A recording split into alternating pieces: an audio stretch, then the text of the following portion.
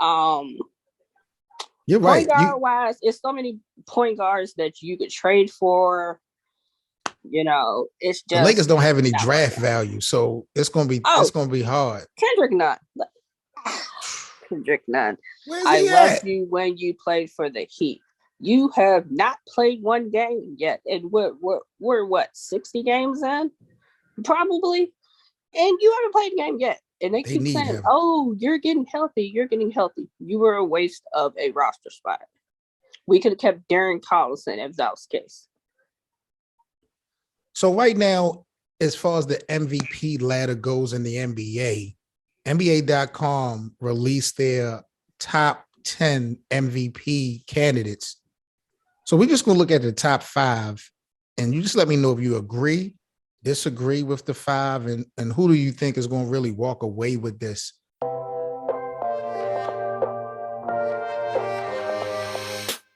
So we got Joel Embiid at number 1, Nikola Jokic number 2, Giannis at number 3, Jason Tatum from the Celtics at number 4, and we got Luka Doncic at number 5.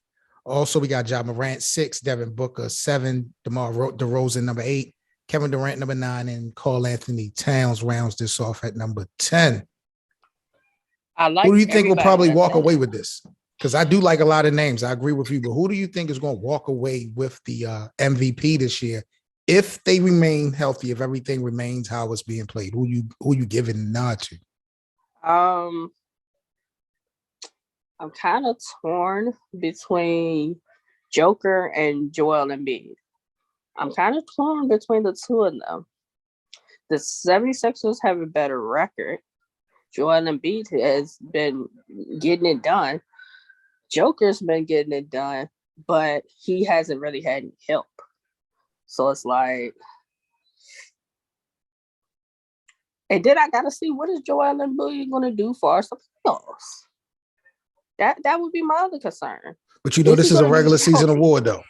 Okay, if we're going off the regular season, I would go Joel Embiid right now. I would go Joel Embiid. He's definitely deserving of it. He stood toe to toe with Kevin Durant, barking back and forth, in a good back and forth game. I think if they didn't have James Harden, win or lose, if he played well, Joel will probably still walk away with the MVP. But because they don't have because they now have James Harden, if they don't play well with these last few games, I think it's going to go against Joel. Yeah, you know what I'm saying? When we talk about the MVP race, he may have been better off without James Harden than with James Harden because people's going to put a little bit more pressure on him. I'm going to be honest. If they could finish the season off winning, maybe not losing anymore, and if he plays well, I wouldn't be surprised if Jason Tatum steals the MVP. He's been playing outstanding for Boston, especially the way they started this season. Yeah, because they were talking about like breaking him and Jaylen Brown up. And I'm like, I don't think that's the answer to it. Mm-hmm. I think they feed off each other pretty well. With whoever is the hot hand, they kind of keep going to that person. I think Jason Tatum's really coming to his own this year, offensively and defensively. 50-point games, 40-point games. He's scoring better efficiently. He's not jacking as much. Right. He knows what it means to be the star and get the team the wins. He's understanding of that now. Ja Morant would have been nice, but he's been kind of, out the last few weeks. Mm-hmm. So let me ask you about the person under Ja Morant on this list, because usually when you go back, when we talk about MVPs, it's usually the best player on the best record type of team that gets the nod. Yeah. Devin Booker, the Phoenix Suns have been number 1 pretty much all year. Devin Booker, you would probably have to argue he's the best player on the floor for them, especially with Chris Paul being hurt. Yeah. Devin is all the way down to number 7. Why do you think Devin Booker doesn't get the respect when we're talking about MVPs, being on the number 1 seeded team for the majority of the year? He's not flashy. He's not arrogant. He's humble. He's quiet.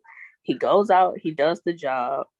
And he's a silent assassin. That's now, what it is. Jokic to me is all of those things that you just named, and he got the MVP last year. But he's willing to mix it up on the floor too. Okay. Like So you don't think that Devin is tough Devin enough? Booker go out there and elbow somebody or get in somebody's face, that's the thing. People want to paint Devin Booker as soft. I don't think that's the case. I think he just understands all the extra stuff doesn't benefit him far as making it win games and helping the team. So I can trash talk. Then I'm gonna go drain about 3-4 threes in your face. We're gonna win the game. We're gonna be number one. I'm gonna continue playing in the playoffs while you're at home. I think that's more so his logic to it. KD's been balling since he's been back, but people are gonna say, "Well, you've only had Kyrie but a certain amount of games." The mandate changed. I think Kyrie can play at home now.